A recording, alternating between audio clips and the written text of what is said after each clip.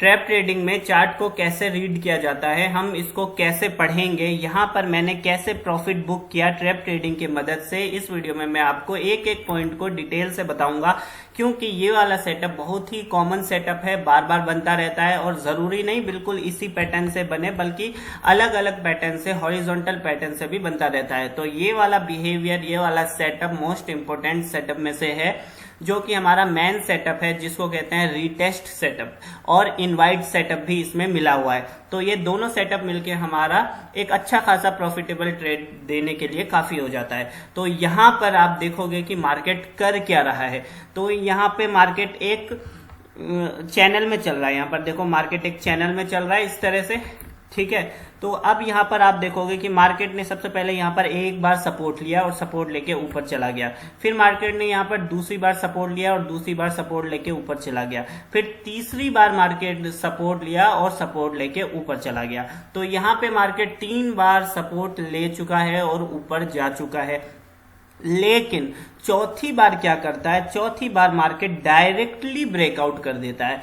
तो जब भी मार्केट किसी भी जोन का, किसी भी चैनल का डायरेक्टली ब्रेकआउट करता है, तो यहाँ पर कौन आ जाएंगे, यहाँ पर बहुत सारे रिटेल सेलर्स आ जाएंगे, ये समझकर कि भाई चलो चलो चलो ब्रेकआउट हो गया है, अब तो मार्केट क्रैश कर जाएगा, नीचे चला जाएगा। उनको यही सिखाया गया है, उन्होंने यही सीखा है, वो इसी इमोशंस पे ट्रेड लेते हैं। जबकि किसी भी जोन का ब्रेकआउट होगा इस तरह से, तो वो लोग क्या है, रेड कैंडल को देख के जल्दी से ट्रेड ले लेंगे। तो जब मार्केट चैनल का ब्रेकआउट करता है तो यहाँ पर बहुत सारे रिटेल सेलर्स आ जाएंगे। तो जब मार्केट में रिटेल सेलर्स आ गए, मार्केट ने चैनल का ब्रेकआउट कर दिया, तो फिर उसके बाद ये इस तरह का रीटेस्ट वाला क्यों बिहेवियर कर रहा है। अगर मार्केट में सेलर्स आ गए, सेलर्स स्ट्रांग होते तो इस तरह से उनको जाना चाहिए नीचे, लेकिन यहाँ पर मार्केट क्या कर रहा है, मार्केट रीटेस्ट कर रहा है, यानी बार बार नीचे ब्रेकआउट तो दिया अच्छा खासा, लेकिन वापस जोन पे आके वहीं पर रीटेस्ट रीटेस्ट रीटेस्ट रीटेस्ट और वीकनेस शो कर रहा है। उसके बाद देख सकते हो कितना बड़ा मूव कर दिया। अब ये वाला मूव तो छूट गया हमसे, कोई बात नहीं, यहाँ पर ज्यादा कंफर्मेशन नहीं मिला था, ले सकते थे या लेट हो गए थे, कुछ भी मान लो।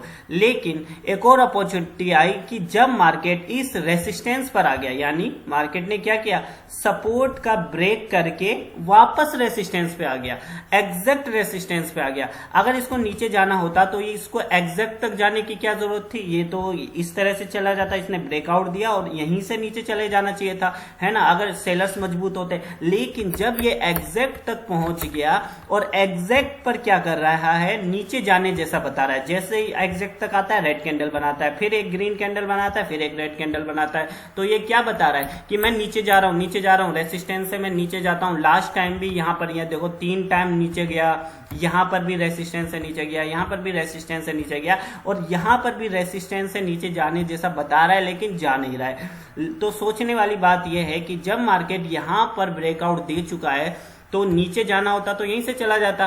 तो ये एग्जैक्ट जोन पर आके क्यों नीचे जाने जैसा बता रहा है, भाई नीचे जाना था तो यहां से जाने का आसान तरीका था, या फिर इतना ऊपर चढ़ के फिर जाने का आसान तरीका था।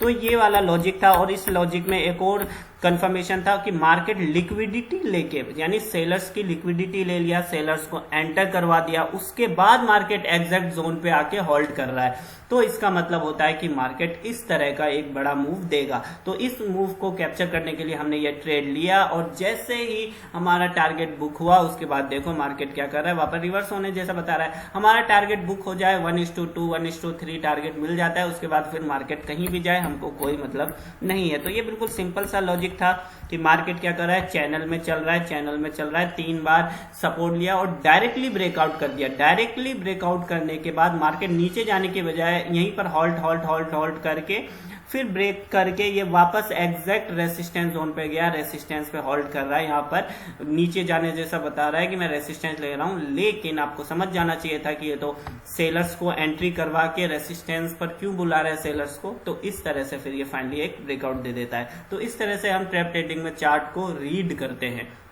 तो अगर आपको ये वीडियो पसंद आई है तो लाइक करो, कमेंट जरूर करना कि आपको समझ में आया नहीं आया। तो फिर मिलते हैं किसी और चार्ट रीडिंग की वीडियो में। Thank you.